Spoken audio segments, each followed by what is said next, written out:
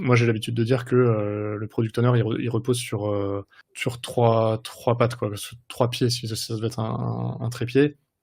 C'est la compétence métier, c'est la compétence delivery et c'est la compétence méthodologique finalement. C'est-à-dire comment j'anime un projet et comment on travaille en agile finalement Ouais. d'un point de vue PO, quoi. Chez nous, la patte, le pied de la compétence métier, il est vraiment essentiel.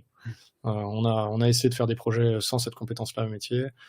Voilà, donc on est obligé d'équilibrer les autres aspects, on va dire. Donc on vient soutenir cette fonction PO, la coacher, on vient mettre des rôles, on va dire un petit peu de proxy aussi pour que ça circule bien en fait en termes de discussion, de conception, de spécification, etc. avec les devs.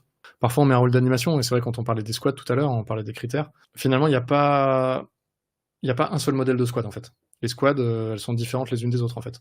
Il y en a où on va retrouver un peu le by the book, on a le PM, le PO, le Scrum Master, l'équipe, etc. Et voilà, ça a l'air puriste, on va dire, entre guillemets, dans le modèle.